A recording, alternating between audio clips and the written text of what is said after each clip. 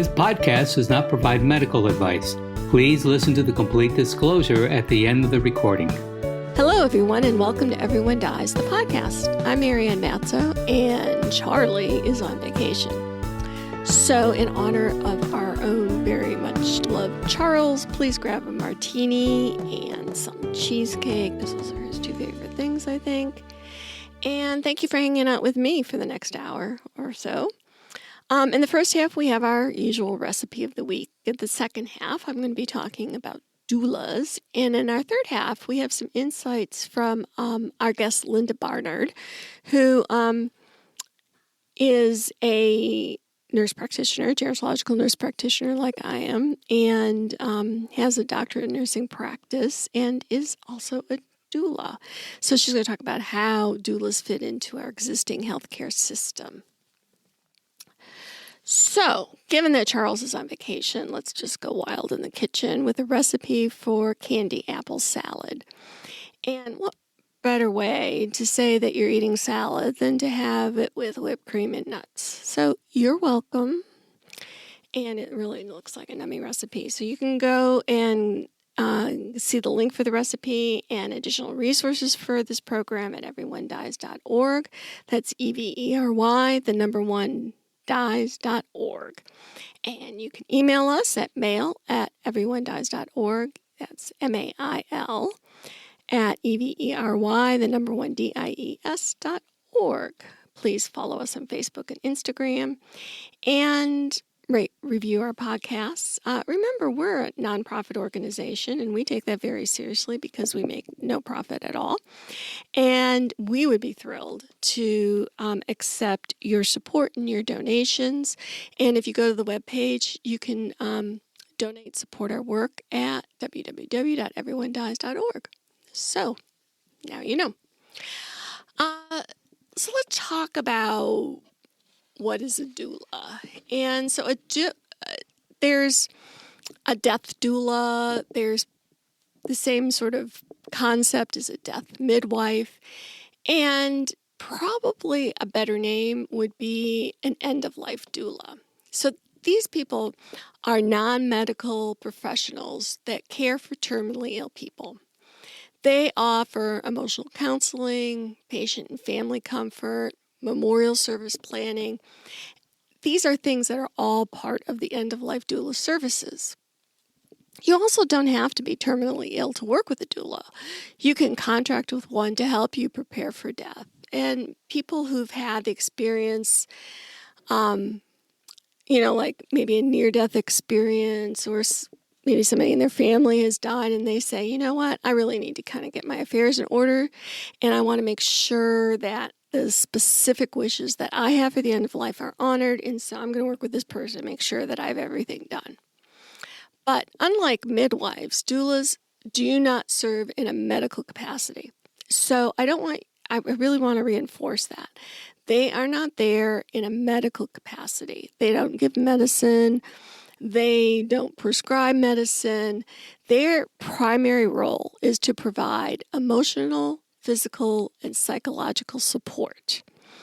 And when I was talking with our guest, Linda, I said, how is this really different than what hospice does? And she said the really big difference is time, is that the doula has more time to spend with people, where the hospice nurse, might only have so much time for a visit, and the doula can come in and fill that gap. So the term doula originates from ancient Greece and was used to describe a woman who serves other women. It's commonly used to describe a person trained to provide support and comfort to women during labor and childbirth. So you might have heard that, and especially it became pretty popular in the 60s and 70s, where the whole natural death movement came in, and people wanted to have home births, and so the doula would be there to assist with that. The prominence of death doulas increased about the turn of the century, is now also associated with those trained to assist and provide support to patients as they near death. Now, there was a study by the Morris Life Hospice, and I put the link in our resources, that found that 60% of respondents to their study hadn't discussed their end-of-life preferences with anyone. About 45% of those people were over age 65. Many of the study participants says that they weren't prepared to discuss death or even thought that they were really too young to think about it, which, hearing everyone dies, we want to help normalize death, accept mortality, make plans for what we want and what we don't want. And the reality of the situation, as you well know, or you might not want to acknowledge, but you're never too young to die. Lots of young people die, and lots of old people die, and lots of middle-aged people die, and ultimately everyone dies. And so the fact that we think, oh, I have time, we don't know that. We don't know that. And so better to say, well, this is something that is going to happen. Let me make plans. Let me, fill out my advance directive. Let me make my will. And then I can put it in a drawer, let people know where it is so that when you need it or when somebody else needs it, it's there. And they don't have to be wondering, well, what am I supposed to do now? What would he or she have wanted? It's written down. So although doulas are more often associated with new life, the birth doula, there's also this understanding of how that profession could help those whose lives are ending. So like a birth doula, the end-of-life doulas are there in the most vulnerable and intimate parts of a person's life. Doulas usually know the systems that they're working in so that they're able to help you navigate through them. And that's like one of the real difficult things about, when suddenly you're in this situation where, all right, well, where is it that I'm going to get the medicine? Where is it that I'm going to get this or that? The doulas, because they're part of your community, can help you say, here's where that is, here's where that is. And depending on what you've contracted with them, can actually maybe even do those errands for you to help you through that. A primary concern that people have when they're facing death is not to be a burden to their loved ones. So death doulas want to address this by being the bridge between the hospice workers, the medical staff members, and provide the organization and comfort to patients and families needed in the final stages of life. And some doulas will, depending again on what you contract for and who you hire, may come and stay at the house and be there for the death vigil. They,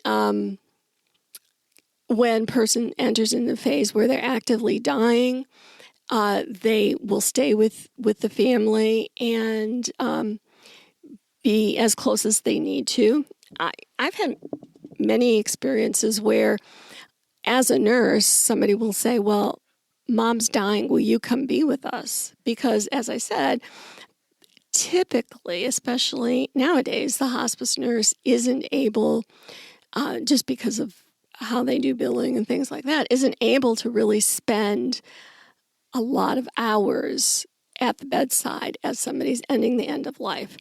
But, if I volunteer my time, I used to facilitate an ovarian cancer support group, and some of my ladies in those groups would, when they were at the end, they would say, to their children, call Marianne. Now, they want me there. And just to help and just to answer questions for the families. And so at the time when I was doing that, I never really thought of myself as a doula, but the more I've explored this role, I guess I was. So how can a doula assist? An end-of-life doula can provide several services for your loved ones and their family. They have the ability to do calming for the terminally ill. They can do guided visualization. They could do massage, coordination of care, helping, get all the, like I said, the resources that you need. They can help with legacy projects to memorialize the person or the soon-to-be deceased, to sit with. It's really difficult to sit with your mother, let's say, and say, okay, well, let's plan your funeral and what songs do you want and whatever. But the doula, even though they're a caring person, they're still not the daughter. And so they're able to sit down and say, well, let's plan this out. How do you want it to be? What do you want it to be? Who do you want there? And they can help set that up. They can provide respite care for family members. So respite care is, you're not having somebody go to a nursing home or to a hospital so that the family members can actually get some sleep. But they can be there at the bedside, have, eyes on, holding hands, while the family members actually go and get some sleep. They can plan the vigil. So there's the idea that no one should die alone. And so that's what the vigil is to say many hospices have volunteers that will do the vigil, or sometimes churches. But when you have somebody who's at the end of their life, it's nice to have somebody there so that they don't die alone.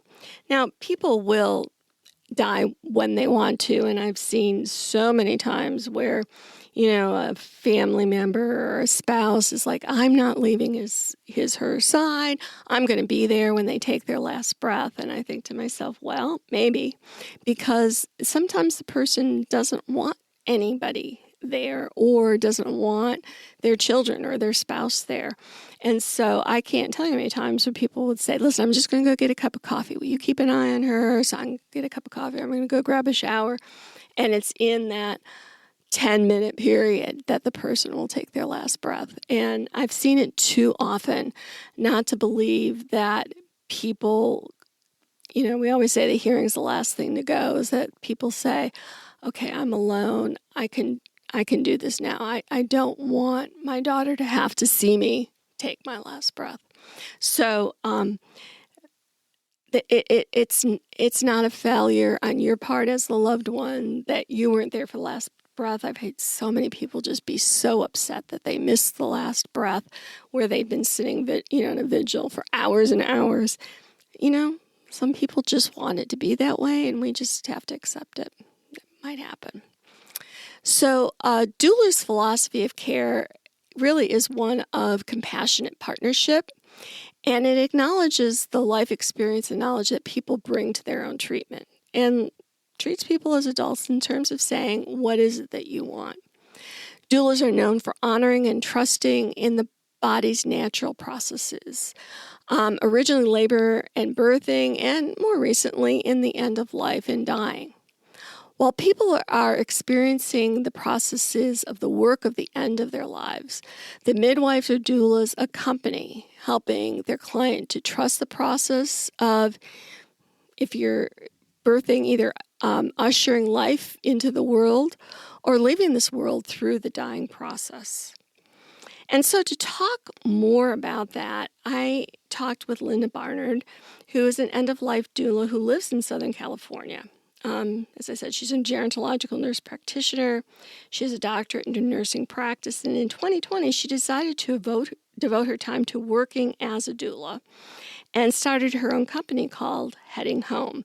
And I put the link to her company in the website so you can go and take a look at that if you want to. So in this third half, Linda and I talk about where doulas fit into the services currently available at the end of life.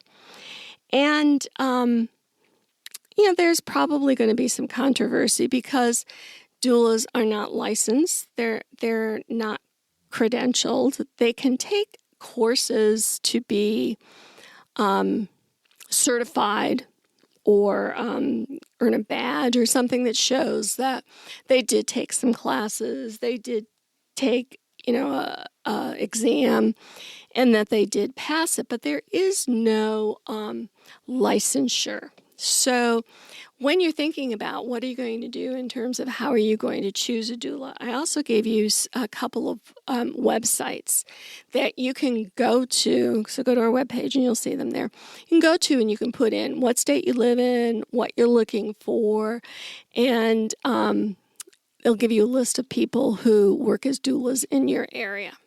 So, so let's go to our third half and talk with Linda.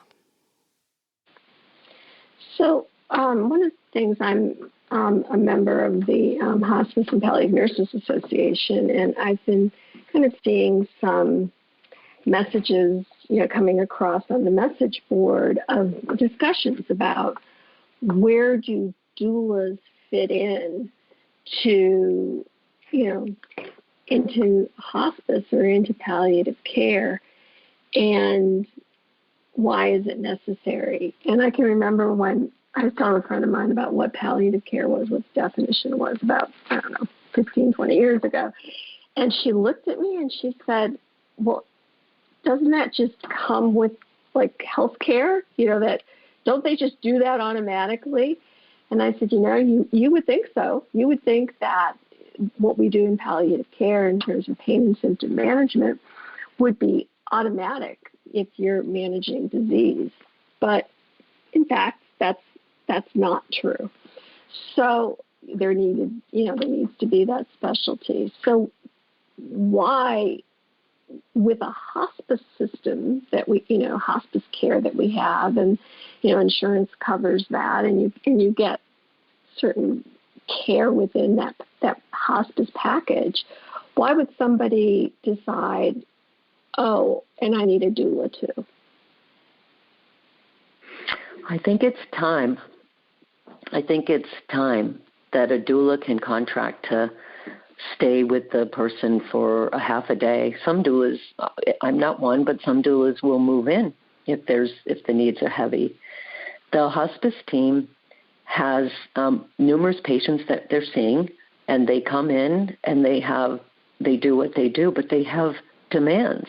They have 5 other patients they're going to see that day. And a doula has the time and the flexibility. Usually they work one family at a time when people are closer to death. And so they which is the same answer, Marianne, is for the palliative care, because it feels that same resistance of how hospice saying, well, don't we do what doulas do? And primary care providers said, well, we do what palliative care people do. And in palliative care, we know you can't possibly, in a 20-minute visit, address all of that. In palliative care, you're going to book out an hour for a conversation about symptoms and about, how the quality of your life is, or any of that. So it's the same dynamic. It's that we have the time, and the focus is primarily on what are the needs of the patient right now, and what might be in the future, so that we can sort of look ahead. But there is, I was told in training, and it is absolutely true, that hospice doesn't understand the role of the doula. And so I've been working in that capacity to try to help them. And because I speak their language, and I was a team member, I thought that would make it easier or a little more palatable, but it hasn't. And really? So there's just more. Oh, yeah, more education. Can you tell me more about that? Yeah, they just believe that they're meeting the needs of the patient because they have this entire team. And when I tell them I'll offer this, they say, okay, I'll keep your card, or I'll let your website. And I couldn't get into the hospices because they were closed. They were closed for visiting. But they're not all hospices, because some hospices have little collectives of doula or little volunteer doulas groups. And I'm working with a hospice. I'm out in Southern California, and I'm working with one. And she invited myself and another doula to come in for vigil training. Vigil is the very last days or even hours of someone when they're dying, and doulas do beautiful work in that time. They're right there and help to set that environment and keep that environment and provide assurance. So this other doula and I came in for the training, And we really added a lot to the training. And I think that this person who's a volunteer coordinator finally saw the value of it, that we bring that. So I think, back to what I said in the beginning, it's time. We see one family at a time. So how are things going? Do you need me to come over? Do you need a night off? I can definitely stay. Doulas hospice folks can't do that, and they can hire private help to do that. But the private help is also task-oriented, whether they're going to bathe the patient or change the patient or feed the patient. And so I hope that answered the question. Yeah, I've always said that the expectations of families who are taking care of people with hospice support are so tremendous, and the families have no idea really what they're getting into when they say, oh, okay, well, we'll go home with hospice. My mother had a major stroke. I was living in Oklahoma. She's in Michigan. And they decided that, my sister decided and brother decided that they were going to bring her home with hospice support because she had always said she didn't want to go to a nursing home. She wanted to die in her own home. So my sister called and said, we're going to bring her home with hospice. I said, you are? Okay. And I said, do you want me to come? She said, oh, no, you've got little kids. You work full time. No, we'll manage it. She says, my sister says, but I have one question. I said, okay, what? She said, on the syringe, there's like 2 rows of numbers. Which row of numbers do you use? Oh, my goodness. And I said, Kathleen, are you sure you don't want me to come? I said, the kids are okay. Their dad's here to take, I can come. She said, well, it's really not a problem. I said, it's really not a problem. And, or you go in to do a hospice admission and they say, okay, well, let me show you to your room. It's like, oh, no, I'm not staying here. They're like, wait a minute, you're not. Well, who's going to take care of them? These situations where people have no clue. Here's what's going to be required when we talk about hospice support. And it's tremendous work. And so I can see the value of having that extra layer of support. But why don't you think that that's included in hospice itself? I mean, I know with volunteers that volunteers can go and can stay and spend time, and they don't have a limit on how much time they can spend. But do you think that that role of a doula will be incorporated into the hospice services themselves? I do. Actually, I do. And it's a strong belief. It's not just a hope. I really do, because I think once they see the value, the patients will be satisfied and the families will be satisfied and the work of the team will be lessened. And, I mean, we can be the eyes and the ears for the hospice. We can tell them what's working and what's not working. This is ideal. It's not happening yet. I've had 2 patients with hospice, and they didn't necessarily communicate with me, and despite my efforts. And I'm working on that. And that's a process. But we can let them know what's happening. And if the hospice nurse leaves and there's some education, I am careful. Like the situation with your sister and the morphine syringe, I know the answers to how to do that as a nurse. But in this role, I would say, let's call the hospice back and have the nurse explain that one more time to you, and we'll write it down together. So there's a clear line that I'm not going to take over the nursing role and assume any of that duty, because that is the nurse's duty. But I think it can help a lot, if families are surprised when the nurse comes and checks on Monday and says, I'll be back next Wednesday. If things are stable, they think, well, who's going to be here all those other days? And they don't know that, right? They don't know that. And what they have in front of them is a very, heavy care person, whether they have symptoms or don't. It is a lot of work and it is hard. And I admire that. Anybody who says that they will be taking care of someone at home, that I honor that. And even if they're in a facility and they keep a vigil, I just want to help them in that. And the doula role can do that. And there are some volunteer. Some people do it and charge a nominal fee, and some people do their work purely volunteer. And some people offer a sliding scale as well to what families can afford. Mm-hmm. Well, and two, they're also the family member whose loved one is dying, and that's the other piece that sometimes gets muddy. Is like, well, okay, so let me explain to you about how you have to use this morphine, and they're very focused on learning what they need to know about that and doing it correctly.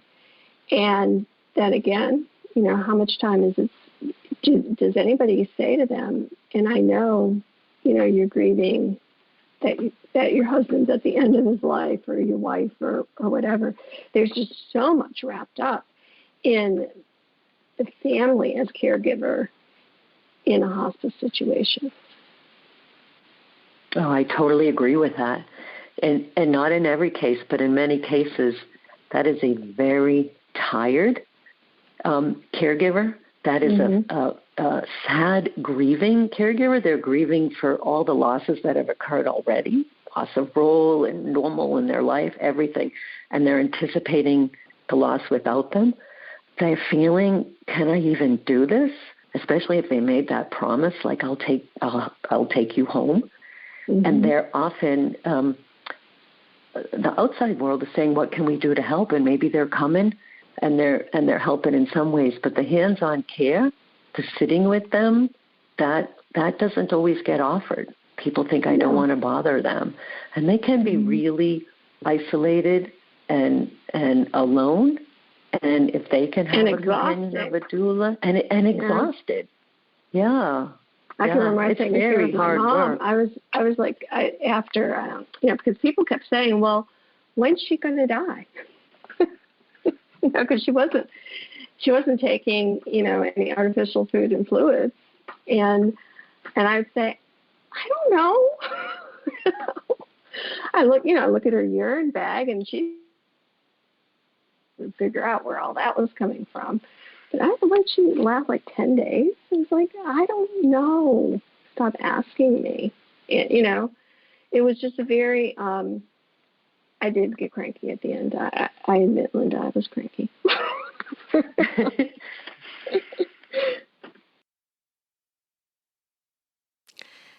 Thank you for listening. Please stay tuned for future episodes of Everyone Dies.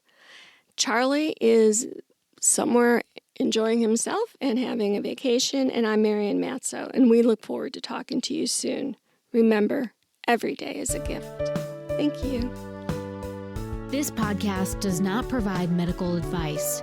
All discussion on this podcast, such as treatments, dosages, outcomes, charts, patient profiles, advice, messages, and any other discussion are for informational purposes only and are not a substitute for professional medical advice or treatment. Always seek the advice of your primary care practitioner or other qualified health providers with any questions that you may have regarding your health.